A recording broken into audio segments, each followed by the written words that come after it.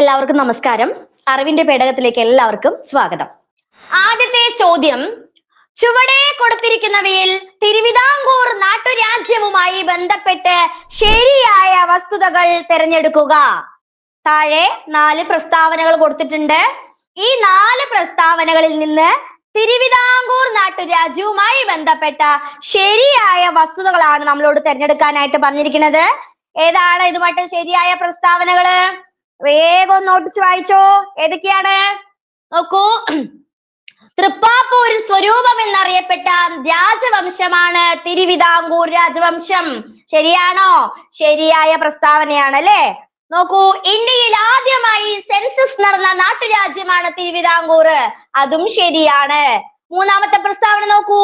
തിരുവിതാംകൂറിന്റെ പ്രധാന ആരാധനാ മൂർത്തിയാണ് ശ്രീ പത്മനാഭ സ്വാമി. ശരിയല്ലേ?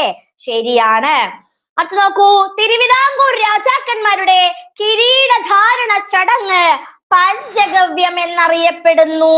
ശരിയാണോ? തെറ്റാണ് അല്ലേ? ഇതെന്താണ്? പഞ്ചഗവ്യമല്ല. ഇതെന്ത് പറയുന്നു? ഹിരണ്യഗർഭം എന്നാണ് പറയുന്നത്. എന്താണ്? ഹിരണ്യഗർഭമാണ്. പഞ്ചഗവ്യം എന്താണെന്നറിയോ? തിരുവിതാംകൂർ രാജാക്കന്മാരുടെ കിരീടധാരണ ചടങ്ങില് ഒരു പ്രത്യേക മിശ്രിതം, പാലൊക്കെ ചേർക്കുന്ന ഒരു പ്രത്യേക മിശ്രിതം ഉണ്ടാക്കാറുണ്ട്. ഇതാണ് എന്ത് പേരിൽ അറിയപ്പെടുന്നത്? പഞ്ചഗവ്യം എന്ന പേരിൽ അറിയപ്പെടുന്നത്. നമ്മുടെ ആൻസർ ഏതാണ്? ആൻസർ ആരൊക്കെയോ പറഞ്ഞു അല്ലേ?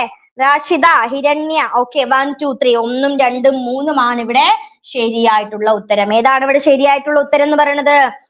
1 2 3 എന്നിവയാണ് ശരിയായിട്ടുള്ള ആൻസർ. കിട്ടിയോ? എല്ലാവർക്കും ആൻസർ കിട്ടിയല്ലോ?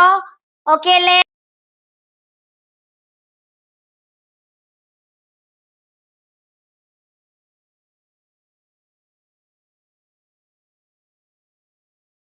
അടുത്ത ചോദ്യം, ചുവടെ കൊടുത്തിരിക്കുന്നവയിൽ നിന്നും മാർത്താണ്ഡവർമ്മയുമായി ബന്ധപ്പെട്ട ശരിയായ പ്രസ്താവനകൾ തിരഞ്ഞെടുക്കുക. ഏതാണ് മക്കളെ മാർത്താണ്ഡവർമ്മയുമായി ബന്ധപ്പെട്ട ശരിയായ പ്രസ്താവനകൾ? ഏതൊക്കെയാണ് ഇതില്? ഏതാണ്? ഓപ്ഷൻ എ ആണോ, ബി ആണോ, സി ആണോ, ഡി ആണോ? ഏതാണ് ശരി ഉത്തരം? ഏതാ അവിടെ ശരി ഉത്തരമായിട്ട് വരുന്നത്? ഓപ്ഷൻ സി അല്ലേ ശരി ഉത്തരം? ഓപ്ഷൻ സി ആണ് ശരി ഉത്തരം. 1 2 3 ശരിയാണ്. നോക്കൂ, ആധുനിക തിരുവിതാംകൂറിന്റെ സ്ഥാപകൻ മാർത്താണ്ഡവർമ്മയാണ്. ഒരു സംശയമില്ല നമുക്ക്. 1ാം തൃപ്പടിദാനം നടത്തിയ തിരുവിതാംകൂർ രാജാവാണ് മാർത്താണ്ഡവർമ്മ. വളരെ ശരിയാണ്. തിരുവിതാംകൂറിൽ ജന്മിത്വ ഭരണം അവസാനിപ്പിച്ചു. അതും ആരാണ്? അതും മാർത്താണ്ഡവർമ്മ തന്നെയാണ്. ശരി ഉത്തരം. മാർത്താണ്ഡവർമ്മയുടെ കാലത്തെ ഭരണ തലസ്ഥാനം മാവേലിക്കരയാണ്. മാവേലിക്കരയാണോ? മാവേലിക്കര എന്താണ്? മാവേലിക്കര വ്യാപാര തലസ്ഥാനമാണ്. മാവേലിക്കര എന്താണ്? മാവേലിക്കര വ്യാപാര തലസ്ഥാനമാണ്. ഭരണ തലസ്ഥാനം ഏതാണ്? ഭരണ തലസ്ഥാനമാണ് പത്മനാഭപുരം. ഭരണ തലസ്ഥാനം ഏതായിരുന്നു? പത്മനാഭപുരമാണ്. പത്മനാഭപുരം. പത്മനാഭപുരമാണ് ഭരണ തലസ്ഥാനമായിട്ട് അറിയപ്പെടുന്നത്. അപ്പോ ഏതാണ് ഇതിൽ ശരി ഉത്തരമായിട്ട് വരുന്നത്? ഓപ്ഷൻ സി ആണ്. 1 2 3 ഇവിടെ ശരി ഉത്തരമായിട്ട് വരുന്നത്. ആധുനിക തിരുവിതാംകൂറിന്റെ സ്ഥാപകനാണ് മാർത്താണ്ഡവർമ്മ. 1ാം തൃപ്പടിദാനം നടത്തിയ തിരുവിതാംകൂർ രാജാവാണ്. തിരുവിതാംകൂർ ജന്മിത്വ ഭരണം അവസാനിപ്പിച്ചു. രണ്ടാമത്തെ ക്വസ്റ്റ്യൻ കിട്ടിയല്ലോ എല്ലാവർക്കും. അടുത്ത ചോദ്യം, മൂന്നാമത്തെ ചോദ്യം, കുളച്ചൽ യുദ്ധവുമായി ബന്ധപ്പെട്ട പ്രസ്താവനകൾ വിലയിരുത്തി തെറ്റായത് തിരഞ്ഞെടുക്കുക. കുളച്ചൽ യുദ്ധവുമായി ബന്ധപ്പെട്ട പ്രസ്താവനകൾ നമ്മുടെ PSC എക്സാമിലെ സ്ഥിരം ചോദ്യ ഭാഗങ്ങളിൽ ഒന്നാണ് കുളച്ചൽ യുദ്ധം അല്ലെ? കുളച്ചൽ യുദ്ധവും കുണ്ടറ പ്രൊക്ലമേഷനും കുറിച്യ കലാപവും ഒന്നും ഇല്ലാത്ത ഒരു മത്സര പരീക്ഷ ഇല്ലാന്ന് വേണമെങ്കിൽ നമുക്ക് പറയാം. അത്രത്തോളം ഇൻഫ്ലുവൻസ് ചെയ്യുന്നുണ്ട് ഈ ടോപ്പിക്സ് ഒക്കെ അല്ലെ? നോക്കൂ, കുളച്ചൽ യുദ്ധവുമായി ബന്ധപ്പെട്ട പ്രസ്താവനകളിൽ തെറ്റായത് ഏതാണ്? ഏതാണ് തെറ്റ്? ഓപ്ഷൻ സി ആണ് ഇവിടെ തെറ്റായിട്ട് വരുന്നത്. ഓപ്ഷൻ സി ആണ്. 1ഉം 2ഉം 4ഉം പ്രസ്താവനകൾ എന്താണ്? തെറ്റാണ്. അല്ലെ? നോക്കിയേ മക്കളെ, 1751 ഓഗസ്റ്റ് 10-നാണ് കുളച്ചൽ യുദ്ധം നടന്നത്. ആണോ? 1741-നല്ലേ? അല്ലേ? 41-നാണ് കുളച്ചൽ യുദ്ധം നടന്നത്. അല്ലേ? നോക്കൂ, അടുത്ത പ്രസ്താവന നോക്കൂ. കുളച്ചൽ യുദ്ധത്തിൽ ഡച്ചുകാർ മാർത്താണ്ഡവർമ്മയെ പരാജയപ്പെടുത്തി. അങ്ങനെയാണോ? അല്ല. കുളച്ചൽ യുദ്ധത്തില് മാർത്താണ്ഡവർമ്മയാണ് ആരെ പരാജയപ്പെടുത്തിയത്? ഡച്ചുകാരെ പരാജയപ്പെടുത്തിയത്. ഉറപ്പല്ലേ? കുളച്ചൽ യുദ്ധത്തിൽ ഡച്ചുകാരല്ല മാർത്താണ്ഡവർമ്മയെ പരാജയപ്പെടുത്തിയത്. മാർത്താണ്ഡവർമ്മയാണ് ഡച്ചുകാരെ പരാജയപ്പെടുത്തിയത്. അല്ലെ? മാർത്താണ്ഡവർമ്മ ഡച്ചുകാരെ പരാജയപ്പെടുത്തിയ യുദ്ധമായിരുന്നു കുളച്ചൽ യുദ്ധം. അടുത്ത പ്രസ്താവന നോക്കൂ. തിരുവിതാംകൂറിന്റെ വലിയ കപ്പിത്താൻ എന്നറിയപ്പെടുന്നത് ഡിലനോയ് ആണ്. അല്ലേ? തിരുവിതാംകൂറിന്റെ വലിയ കപ്പിത്താൻ എന്നറിയപ്പെടുന്നത് ഡിലനോയ്. അത് ശരിയാണ്. അല്ലേ? നോക്കൂ, കുളച്ചൽ നിലവിൽ സ്ഥിതി ചെയ്യുന്നത് എവിടെയാണ്? തിരുവനന്തപുരത്താണ്. തിരുവനന്തപുരത്താണോ? അല്ല. എവിടെയാണ്? തമിഴ്നാട്ടിലാണ്. കന്യാകുമാരി ജില്ലയില്. തമിഴ്നാട്ടിലെ കന്യാകുമാരി ജില്ലയിൽ ആണ്. ഓക്കെ അല്ലേ? അപ്പൊ കുളച്ചൽ യുദ്ധവുമായി ബന്ധപ്പെട്ട ക്വസ്റ്റ്യൻസ് മനസ്സിലായല്ലോ. അപ്പൊ കുളച്ചൽ യുദ്ധവുമായി ബന്ധപ്പെട്ട തെറ്റായ പ്രസ്താവനകൾ തിരഞ്ഞെടുക്കാനാണ് നമ്മളോട് പറഞ്ഞത്. ഓക്കെ, കിട്ടിയോ? ആൻസേഴ്സ് ഒക്കെ കിട്ടിയെന്ന് വിചാരിക്കുന്നു. അടുത്തത്,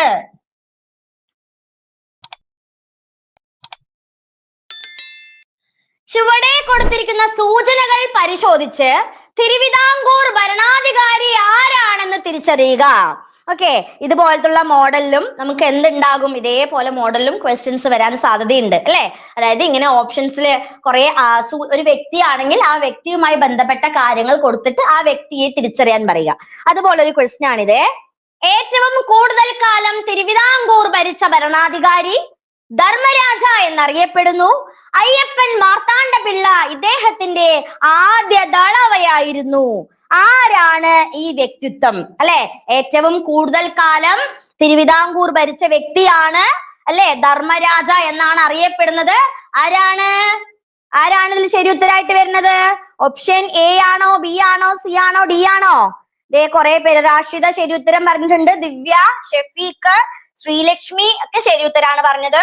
ഓപ്ഷൻ ബി ആണ് ഇവിടെ ശരി ഉത്തരായിട്ട് വരുന്നത്. കാർത്തിക തിരുനാൾ രാമവർമ്മയാണ്.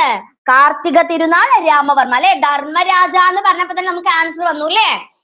ധർമ്മരാജ എന്നറിയപ്പെടുന്നത് ആരായിരുന്നു? കാർത്തിക തിരുനാൾ രാമവർമ്മ.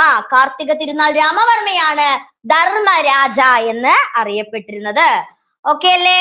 അല്ലെ? കിഴവൻ രാജ എന്നും കൂടി ആരറിയപ്പെട്ടിരുന്നായിരുന്നു? നമ്മുടെ കാർത്തിക തിരുനാൾ രാമവർമ്മ. ആട്ടക്കഥകൾ രചിച്ച തിരുവിതാംകൂർ രാജാവാണ് അദ്ദേഹം.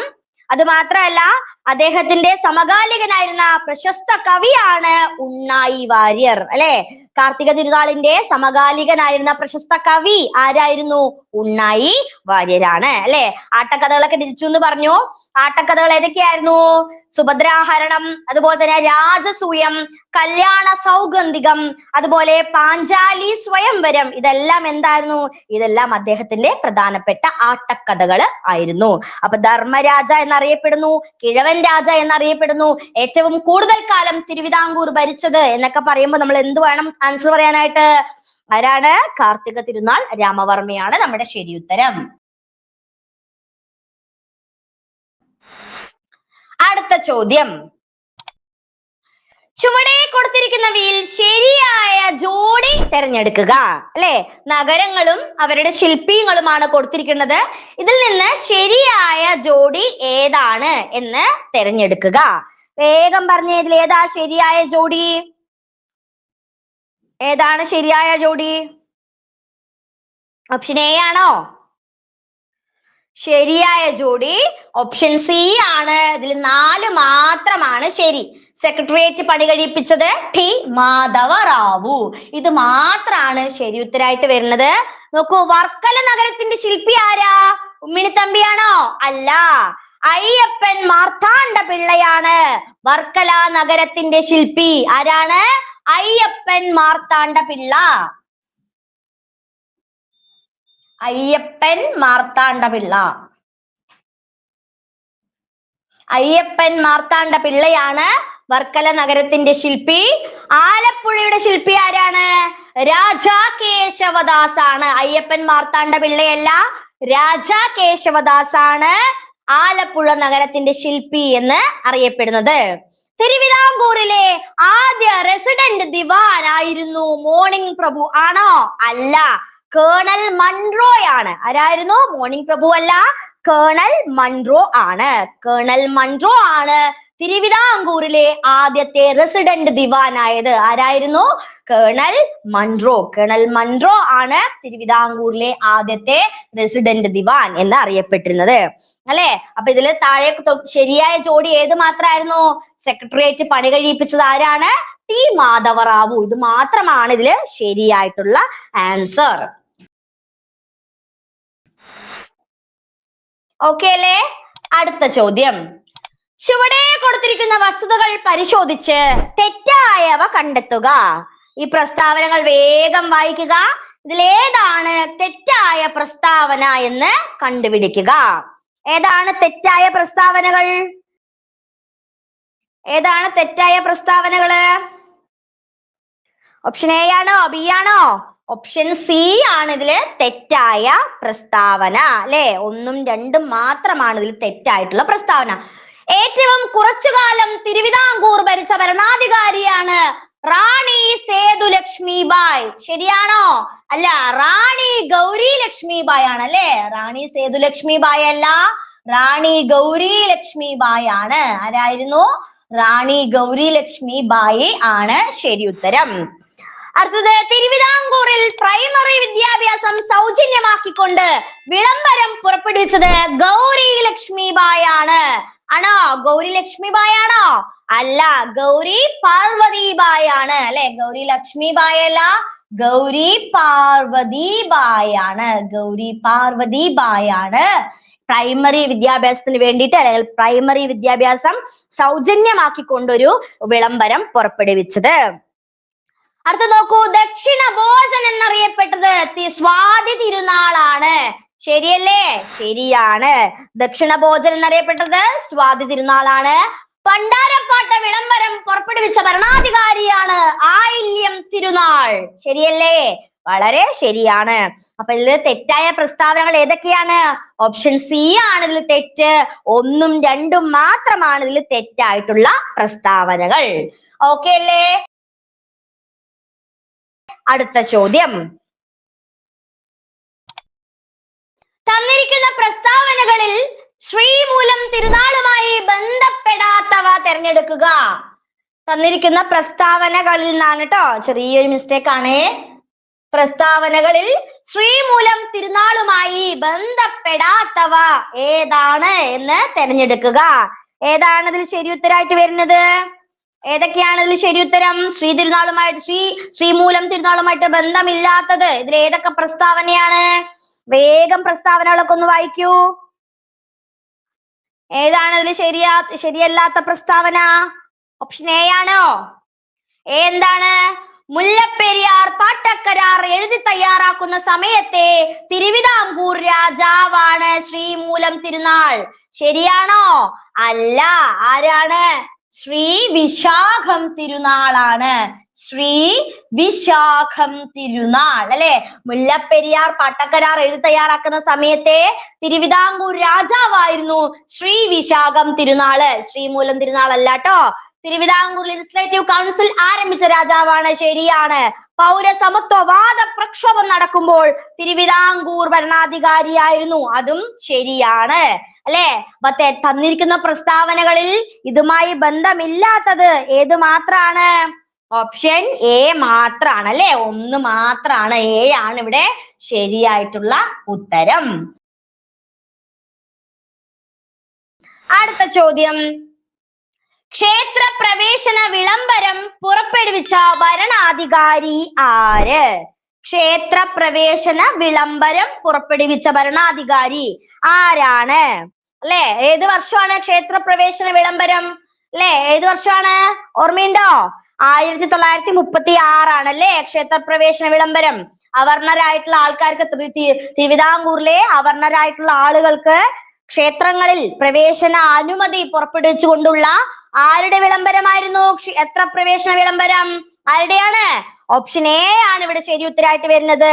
ശ്രീ ചിത്തിര തിരുനാൾ അല്ലെ? ശ്രീ ചിത്തിര തിരുനാൾ മഹാരാജാവാണ് അവർണർക്ക് പോലും എവിടെ ഹിന്ദു ക്ഷേത്രങ്ങളില് പ്രവേശിക്കാം എന്നതിന്റെ അടിസ്ഥാനത്തിൽ ക്ഷേത്ര പ്രവേശന വിളംബരം പുറപ്പെടുവിച്ചത്. ഓപ്ഷൻ എ ആണ് ശരി ഉത്തരം.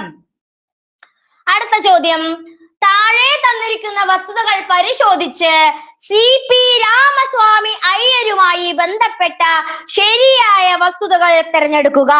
അല്ലെ? CPയുമായി ബന്ധപ്പെട്ടിട്ടുള്ള പ്രധാനപ്പെട്ട വസ്തുതകൾ, ശരിയായ വസ്തുതകൾ തിരഞ്ഞെടുക്കാനാണ് നമ്മളടുത്ത് പറഞ്ഞിരിക്കുന്നത്. ഏതാണ് ശരി ഉത്തരം?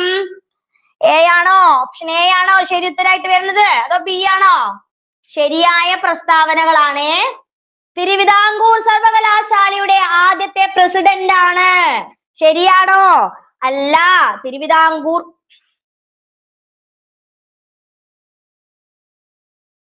തിരുവിതാംകൂർ സർവകലാശാലയുടെ ആദ്യത്തെ പ്രസിഡന്റ് അല്ല, വൈസ് പ്രസിഡന്റ് ആയിരുന്നു. ആര്? CP അല്ലെ? വൈസ് പ്രസിഡന്റ് ആയിരുന്നു. പ്രസിഡന്റ് അല്ല, വൈസ് പ്രസിഡന്റ്. ക്ഷേത്രപ്രവേശന വിളംബരം പുറപ്പെടുവിക്കാൻ ചിത്തിര തിരുനാളിനെ പ്രേരിപ്പിച്ച വ്യക്തിയാണ്. ശരിയാണ്. സ്വാതന്ത്ര്യ തിരുവിതാംകൂർ പ്രഖ്യാപനം നടത്തിയത് സർ CP രാമസ്വാമി അയ്യരാണ്. അതും ശരിയാണ്. അപ്പൊ ഏതാണ് ഇതിൽ ശരിയായിട്ടുള്ള ആൻസർ എന്ന് പറയുന്നത്? ഓപ്ഷൻ ബി ആണ്. 2ഉം 3ഉം മാത്രമാണ് ശരി, 1 തെറ്റാണ്.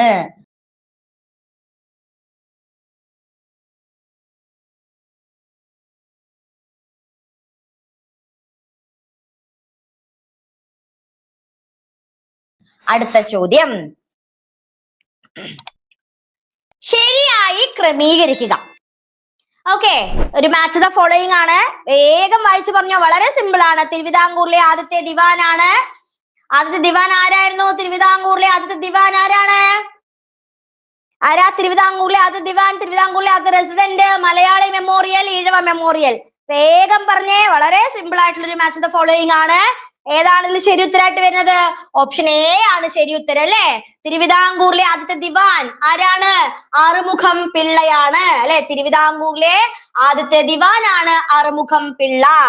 ഇനി രണ്ടാമത്തെ, തിരുവിതാംകൂറിലെ ആദ്യത്തെ റെസിഡന്റ് നമ്മൾ മുന്നിലത്തെ ക്വസ്റ്റ്യനിൽ പറഞ്ഞു, കേണൽ മൺറോ ആണ് തിരുവിതാംകൂറിലെ ആദ്യത്തെ റെസിഡന്റ് അല്ലെ? മലയാളി മെമ്മോറിയൽ ടി രാമറാവുമായി ബന്ധപ്പെട്ടതാണ്. ഈഴവ മെമ്മോറിയൽ ശങ്കര സുബയ്യാണ് ഈഴവ മെമ്മോറിയൽ. ഓപ്ഷൻ എ ആണ് ഇവിടെ ശരി ഉത്തരമായിട്ട് വരുന്നത്. ഓക്കെ അല്ലേ? അടുത്ത ചോദ്യം ആറ്റങ്ങളുമായി ബന്ധപ്പെട്ടതാണ്. ആറ്റത്തിനുള്ളിൽ കാണുന്ന കണങ്ങളുടെ പേരുകളും അവയുടെ ചാർജുകളും തന്നിരിക്കുന്നു. ശരിയായ ജോഡി അല്ലെങ്കിൽ ജോഡികൾ കണ്ടെത്തുക. ഏതാണ് ശരിയായ ജോഡി? വേഗം പറഞ്ഞോ ആൻസർ. ഏതാണ് ശരി ഉത്തരം എന്ന് പറയുന്നത്? ഓപ്ഷൻ എ ആണ് ശരി ഉത്തരം. ഇലക്ട്രോണിന് നെഗറ്റീവ് ചാർജ് ആണ്, പ്രോട്ടോണിന് പോസിറ്റീവ് ചാർജ് ആണ്. പ്രോട്ടോണിന് എന്ത് ചാർജ് ആണ്? ഏതാണ് ഇതിൽ ശരിയായ പ്രസ്താവനകൾ? 1ഉം 3ഉം മാത്രമാണ് എന്ത് ശരിയായിട്ടുള്ള പ്രസ്താവന എന്ന് പറയുന്നത് അല്ലേ? പ്രോട്ടോണിന് പോസിറ്റീവ് ചാർജ് അല്ലേ? ആണോ? ന്യൂട്രോണിന് എന്താണ്? ന്യൂട്രോണിന് ചാർജ് ഇല്ല അല്ലേ? അപ്പൊ ഏതാണ് ഇതിൽ ശരിയായിട്ടുള്ളത്? ശരിയായ ജോഡി ഏത് മാത്രാണ്? ഇലക്ട്രോണിന് നെഗറ്റീവ് ചാർജ് ആണ്, പ്രോട്ടോണിന് പോസിറ്റീവ് ചാർജ് ആണ്. 1ഉം 3ഉം മാത്രമാണ് ഇവിടെ ശരി അല്ലെ? ഒരു മൂലകത്തിന്റെ എല്ലാ സ്വഭാവങ്ങളും കാണിക്കുന്ന ഏറ്റവും ചെറിയ കണികയാണ് ആറ്റം എന്ന് നമ്മൾ പഠിച്ചിട്ടുണ്ട് അല്ലെ? ആറ്റത്തിലെ പ്രധാനപ്പെട്ട 3 ഘടകങ്ങൾ, 3 കണങ്ങൾ ഏതൊക്കെയാണ്? ഇലക്ട്രോൺ, പ്രോട്ടോൺ, അതുപോലെ തന്നെ ന്യൂട്രോൺ അല്ലെ? ഇലക്ട്രോണിന് നെഗറ്റീവ് ചാർജ് ആണ്, മാസ് വളരെ കുറവാണ്. ജെ തോംസൺ ആണ് ഇത് കണ്ടെത്തിയത്. ഉറപ്പല്ലേ? അടുത്തത് പ്രോട്ടോൺ നോക്കൂ. പ്രോട്ടോണിന് പി പോസിറ്റീവ് ചാർജ് ആണ്. ഹൈഡ്രജന് തുല്യമായ മാസ് ഉണ്ട്. ഏർണസ്റ്റ് റുദർഫോർഡ് ആണ് എന്ത് കണ്ടെത്തിയത്? പ്രോട്ടോൺ കണ്ടെത്തിയത്. ന്യൂട്രോൺ എന്താണ്? നെഗറ്റീവും പോസിറ്റീവും ഒന്നുമില്ല, ചാർജ് ഇല്ലാത്ത കണമാണ് ഏത്? ന്യൂട്രോൺ എന്നറിയപ്പെടുന്നത് അല്ലെ? ജെയിംസ് ചാഡ്വിക് ആണ് ഇത് കണ്ടെത്തിയത്. മക്കളെ, ഈ ആറ്റങ്ങളുടെ ഈ ഭാഗം ഇലക്ട്രോണും പ്രോട്ടോണും ന്യൂട്രോണും കണ്ടുപിടിച്ച വ്യക്തികളുടെ പേരും ഈ ചാർജുകളും പഠിക്കാതെ പോകരുത്. സ്ഥിരാവർത്തി ക്വസ്റ്റ്യൻസ് ചോദിക്കുന്ന SCERT ടൈപ്പ് ക്വസ്റ്റ്യൻസ് നിരവധി ചോദിക്കുന്ന ഒരു ഭാഗം കൂടിയാണ് ഈ ഒരു ഭാഗം ട്ടോ. ഉറപ്പല്ലേ? അപ്പൊ മനസ്സിലായല്ലോ? ഈ ഒരു ചോദ്യത്തിന്റെ ഉത്തരം കിട്ടിയല്ലോ. അടുത്ത ചോദ്യം, താഴെ കൊടുത്തിരിക്കുന്ന സൂചനകളുടെ അടിസ്ഥാനത്തിൽ അത് എന്തുമായി ബന്ധപ്പെട്ടതാണ് എന്ന് കണ്ടെത്തുക. എന്താണ് ഈ സൂചനകൾ വായിച്ചിട്ട് ഇത് എന്തുമായി ബന്ധപ്പെട്ടതാണെന്ന് ആൻസർ പറയണേ. ഒരു പദാർത്ഥത്തിന്റെ ഭൗതികപരമായ ഒരു ചെറിയ കണികയാണ്. ഒരു പദാർത്ഥത്തിന്റെ എല്ലാ ഗുണങ്ങളും നിലനിർത്തുന്ന ഏറ്റവും ചെറിയ കണികയാണ്. പ്രപഞ്ചത്തിലെ ബിൽഡിംഗ് ബ്ലോക്കുകൾ, ഇഷ്ടികകൾ എന്ന് ഇത് അറിയപ്പെടുന്നു. ഏതാണ് ഇത്? ആറ്റമാണോ, മൂലകങ്ങളെയാണോ, തന്മാത്രയാണോ, അതോ ഇവയൊന്നുമല്ല വേറെ എന്തെങ്കിലും ആണോ എന്നാണ് ചോദ്യം. ഏതാണ് ഇവിടെ ശരി ഉത്തരമായിട്ട് പറയുന്നത്? ആറ്റമാണോ? ആറ്റമല്ല ട്ടോ. ആൻസർ ഏതാണ് വരുന്നത് ഇവിടെ? തന്മാത്രയാണ് ശരി ഉത്തരം അല്ലെ? സ്വതന്ത്രവും സ്ഥിരമായി നിൽക്കാൻ കഴിയുന്നതുമായിട്ടുള്ള ഏതൊരു ചെറിയ കണികയെയും നമ്മൾ എന്ത് പറയുന്നു? തന്മാത്രകൾ എന്നാണ് പറയാറ്. തന്മാത്ര എന്ന പദം ആദ്യമായി ഉപയോഗിച്ചത് ആരാണ്? അവഗാഡ്രോ ആണ് തന്മാത്രകൾ എന്ന പദം ആദ്യമായിട്ട് ഉപയോഗിച്ചത് അല്ലെ? അപ്പൊ ഒരു പദാർത്ഥത്തിന്റെ ഭൗതികപരമായിട്ടുള്ള ഏറ്റവും ചെറിയ കണികയെ നമ്മൾ എന്ത് പറയുന്നു? തന്മാത്ര എന്ന് പറയുന്നു.